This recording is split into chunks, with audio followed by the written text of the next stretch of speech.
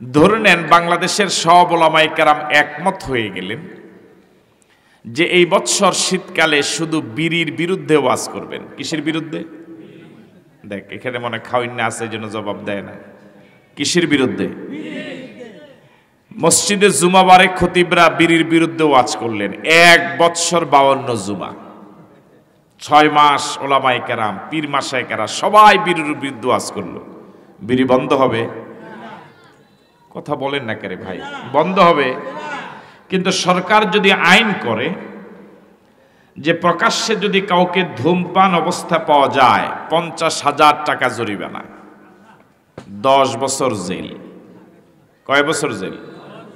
এই আইনটা করার পর যদি আইনটা কার্যকর হয় তাহলে কয় মাস লাগবে বিড়ি বন্ধ হতে? দেখেন ওনারা বলেই না। কয় মাস লাগবে বিড়ি সিগারেট বন্ধ হতে? হ্যাঁ, তাহলে হুজুরদের ওয়াজ গেল কই? ওয়াজে বিড়ি বন্ধ? তাহলে এই উদাহরণটা দিয়ে আমি বুঝাবার চেষ্টা করছি, সমাজ এবং রাষ্ট্রকে অপরাধ মুক্ত বানাবার জন্য আইন লাগবে। কি লাগবে? আরো আস্তে বলুন, আরো জোরে বলুন। এখন আমরা এই পড়াটা আবার আদায় করি। আমরা কি চাই আমাদের প্রিয় বাংলাদেশটা অপরাধ মুক্ত হোক? আসলে সমাজে অপরাধী খুব বেশি না, অপরাধীর সংখ্যা কম, ভালো মানুষের সংখ্যা বেশি। এখন একটা ইউনিয়নে যদি 10,000 মানুষ থাকে,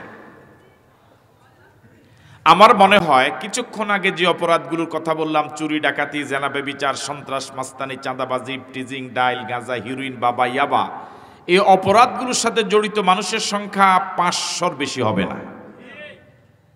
আপনারা কি আমার সাথে একমত? 500-র বেশি হওয়ার কথা না। তাহলে 9,500 মানুষের তুলনামূলকভাবে, কিন্তু এই 500 অপরাধীদের অত্যাচারে 9,500 ভালো মানুষের আরামের ঘুম হারাম। একটা ইউনিয়নে যদি 5 জন চোর থাকে তাহলে তো সবার ঘুমই কি হারাম। তাহলে 9,500 ভালো মানুষের অশান্তির জন্য কারণ কয়শো মানুষ? কথা বলেন, কয়শো মানুষ? এই 500 মানুষকে যদি ভালো বানানো যায়, আইনের মাধ্যমে যদি অপরাধীদেরকে দমন করা যায়, তাহলে গোটা ইউনিয়নটার সব মানুষ, সব পুরা সমাজটা ভালো হয়ে যাবে। ঠিক নয় কি? কিন্তু এই 500 অপরাধীর কারণে ভালো মানুষগুলো আজ সন্ত্রাসের শিকার, চাঁদাবাজির শিকার, ইপটিজিং এর শিকার। তাহলে সমাজ এবং রাষ্ট্রকে অপরাধ মুক্ত বানাতে হলে কি লাগবে? পড়া অর্ধেকে ভুলে গেছে। কি লাগবে? আইন 2 প্রকার। কয় প্রকার? আমি তো শিক্ষক মানুষ, আমি আপনাদেরকে একটা বিষয়ে ক্লাস নিচ্ছি, আর এসার পরে তো আপনারা রসালো ওয়াজ শুনবেন, তখন কখনো হাসবেন, কখনো কানবেন। কিন্তু এখন আমি একটা ক্লাস নিচ্ছি, হয়তো মজা লাগবে না, কিন্তু মজা না লাগলেও যেহেতু বসে গেছেন একটু শুনেন। বেশি খারাপ লাগে? তাহলে পড়াটা আবার একটু বলেন। সমাজ এবং রাষ্ট্রকে অপরাধ মুক্ত বানাতে হলে কি লাগবে? আইন লাগবে। আইন কয় প্রকার? বলুন, আইন কয় প্রকার? 1 মানুষের আইন, বলুন। 2 আল্লাহর আইন। মানুষের আইন বলতে আমি বুঝাচ্ছি কোরআন সুন্নাহ বিরোধী, কোরআন সুন্নাহর সাথে সাংঘর্ষিক আইন বলতে আমি বুঝালাম সেটা হলো মানুষের বানানো আইন, আর আরেকটা হলো আল্লাহর দেওয়া আইন। এবার আবার এই পড়াটা বলেন। সমাজ এবং রাষ্ট্রকে অপরাধ মুক্ত বানাতে হলে কি লাগবে? আইন কয় প্রকার? যাদেরকে আল্লাহ জবান দিয়েছেন, আল্লাহ রস্তে জবান খুলে জবাব দিয়েন। আইন কয় প্রকার? 1 বলেন মানুষের বানানো আইন, বলেন। 2 এই পড়াটা আবার একটু বলেন। আইন কয় প্রকার? 1 মানুষের বানানো আইন, 2 সমাজ এবং রাষ্ট্রকে মানুষের বানানো আইন। যে আইন কোরআন সুন্নাহ বিরোধী মানুষ বানালো, এরকম আইন দিয়ে কি অপরাধ বন্ধ করা যাবে? কেন যাবে না? তার কয়েকটা কারণ শুনেন। আজকে এখানে আলহামদুলিল্লাহ অনেক সচেতন এবং শিক্ষিত মানুষ উপস্থিত আছেন। এজন্য আশা করি ওনারা আমাকে সহযোগিতা করবেন। প্রথম কথা হলো, মানুষের জন্য মানুষের আইন বানাবার অধিকারই নেই। মানুষের জন্য মানুষের আইন বানাবার, তার কারণ যারা আইন বানায় তারাও গোলাম, যাদের জন্য আইন বানায় তারাও গোলাম। আমরা সবাই কি? লজ্জা লাগে মনে হয় বলতে। আমরা সবাই শুধু গোলাম না, গোলামের ঘরের গোলাম। কেন? আমি যে আল্লাহর গোলাম, আমার আব্বা আম্মাও সে আল্লাহর গোলাম। ঠিক আছে কথা? আমি যে আল্লাহর গোলাম, আমার পীরও সে আল্লাহর গোলাম। আমি যে আল্লাহর গোলাম, আমার নেতাও সে আল্লাহর গোলাম। তাহলে আমরা সবাই, আমাদের কোনো মালিক নাই। কয়জন? তিনি কে? আওয়াজ দিয়ে বলুন তো আল্লাহ। আরো জোরে বলুন তো আল্লাহ।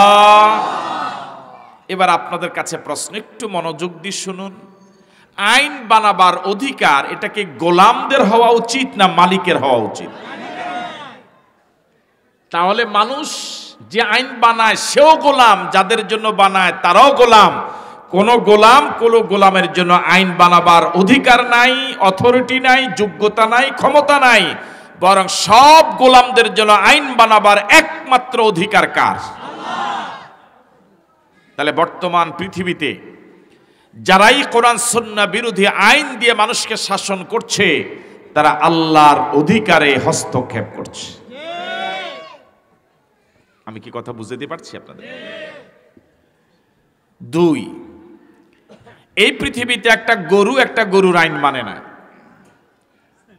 একটা ছাগলের আইন মানে না, একটা গাধার আইন মানে না, একটা শুকুরের আইন মানে না, একটা কুকুর আইন মানে না।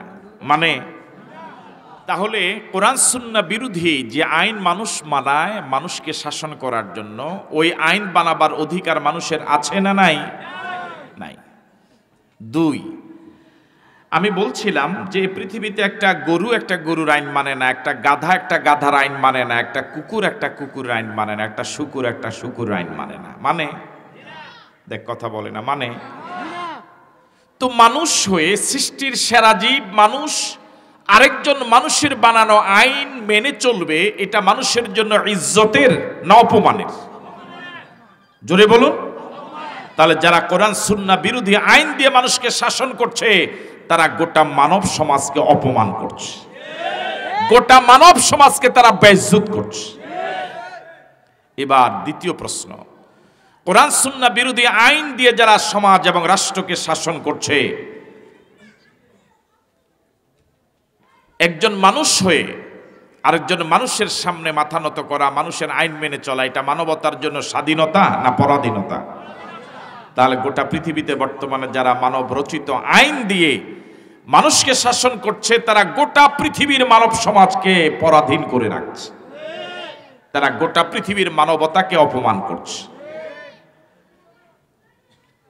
3 নাম্বার, মনোযোগ দিয়ে শুনুন।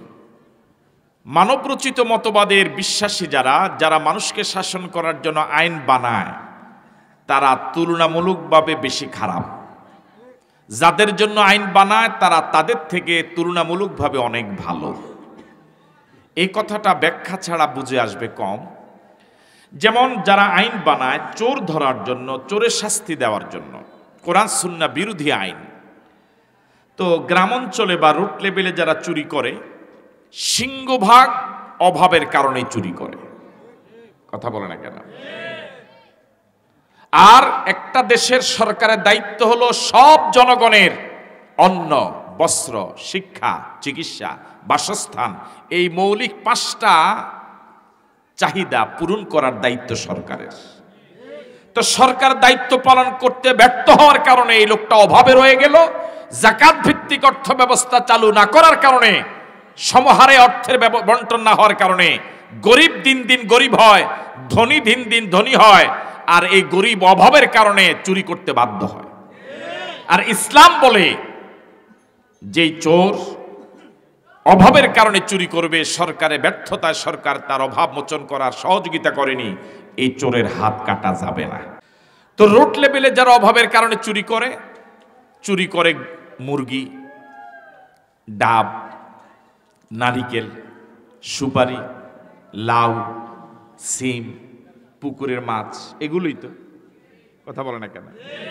এ সবগুলো মিলেও ৫,০০০ টাকার পণ্য হবে না। ঠিক আছে কথা?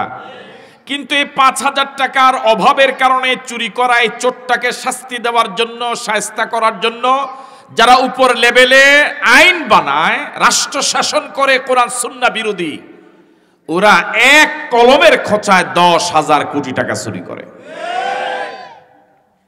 তাহলে বেশি খারাপ কে? কিরে ভাইরা মনে হয় ভয় পায় মনে হয় কাউকে। তাহলে বেশি খারাপ কারা?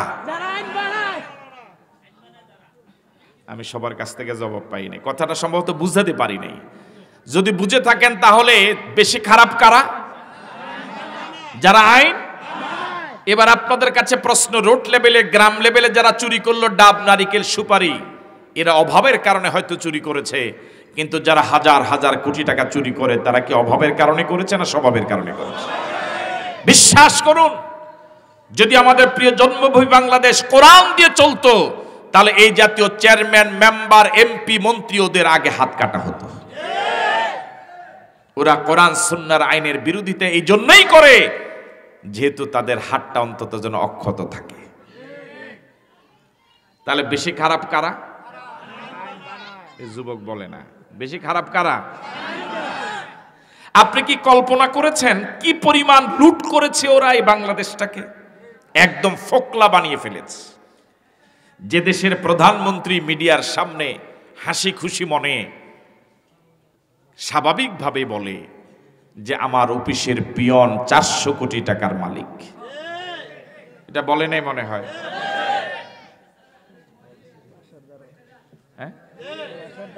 বলছে বলছে।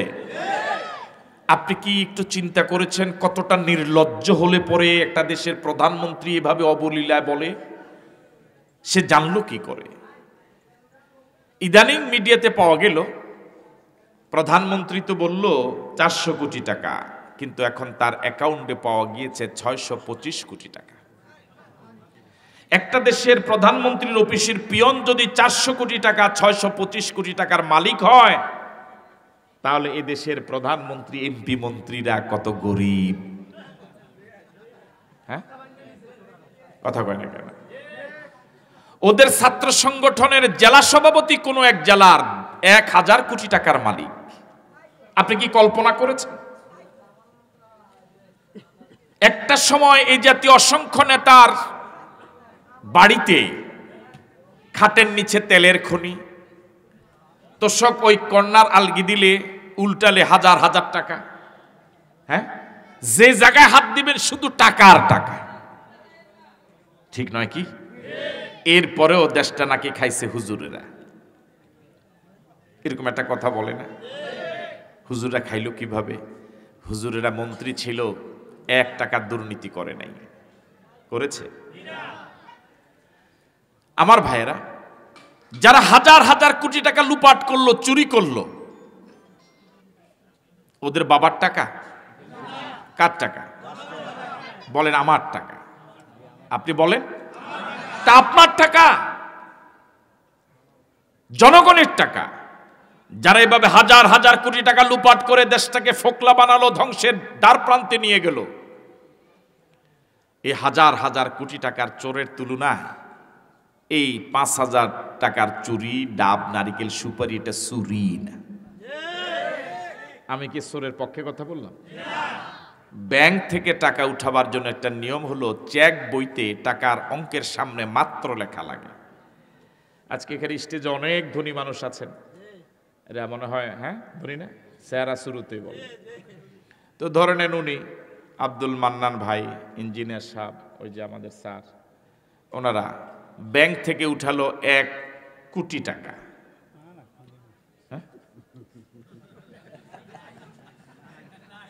আপনারা বলেন না আল্লাহ মালিক বানায় দেয়, আমিন বলুন। তো ধরে নেন ওনারা উঠালো ১ কোটি টাকা, এর সামনে লিখলো মাত্র। কি লিখলো? এখন এই ভাই, উনিও মনে হচ্ছে আর ধনীয় বোঝা যায় মনে হয়, বিশিষ্ট ব্যবসায়ী। গরিব তো এখানে নাই। হ্যাঁ, আছে আপনি? আচ্ছা আচ্ছা, তো এই সিরাজ ভাই নাকি? ও আচ্ছা, আমার ডাইনে তো উনিও তো ইঞ্জিনিয়ার, গরিব হয় কি করে? গরিবের ব্যাখ্যা ভিন্ন। আচ্ছা, যাই হোক, তো ওনারা যারা ধনী একটা চেক বইতে লিখলো 1 কোটি টাকা, এর সামনে লিখলো মাত্র। আর যিনি গরিব উনি 5,000 টাকা উঠাবো একই ব্যাংক থেকে, উনি চেক লিখতে গিয়ে উনি যখন দেখলো 1 কোটির সামনে মাত্র লিখলেন, উনি হয়রান হয়ে গেলেন, আল্লাহ 1 কোটির সামনে যদি মাত্র হয় আমি 5,000-এর সামনে কি লিখব? উনি দীর্ঘ সময় চিন্তা করে কোনো পরিভাষা খুঁজে পায় না, শেষ পর্যন্ত নিজের বিবেক দিয়ে একটা পরিভাষা খুঁজে পেল। উনি লিখলো 5,000 টাকা কিছুই না। 5,000 টাকা। আমার ভাইয়েরা, এটা যখন অফিসারের কাছে নিল, উনি এই চেক বইতে নতুন এক পরিভাষা দেখে, চাকরি জীবনে এরকম পরিভাষার মুখোমুখি আর হয় নাই, উনি চিন্তা করলো, আল্লাহ এটা আপনি কি লিখলেন?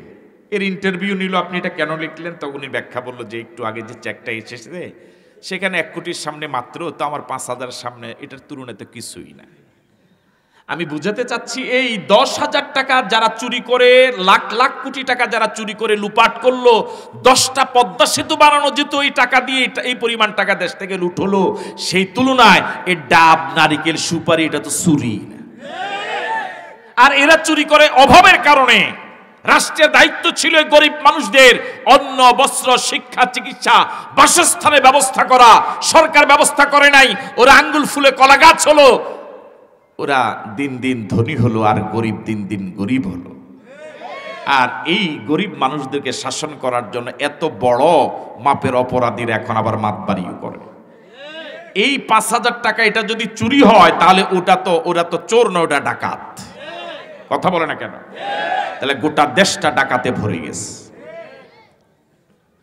আছেন আপনারা? হ্যাঁ, আমার ভাইয়েরা, কি পরিমাণ অপরাধ করেছে। দেশের এক সময়ের শ্রেষ্ঠ ধনীদের একজন পালানো লেগেছে। নাম জানেন কি? হ্যাঁ, দরবেশ। আমার ভাইরা পালালো কি দিয়ে? পালালো লুঙ্গি পরে, দাড়ি কামিয়ে। ঠিক নয় কি? নৌকা করে নদীপথে। আমরা ছোটবেলা জানতাম মানুষ বিপদে পড়লে ভালো হয়।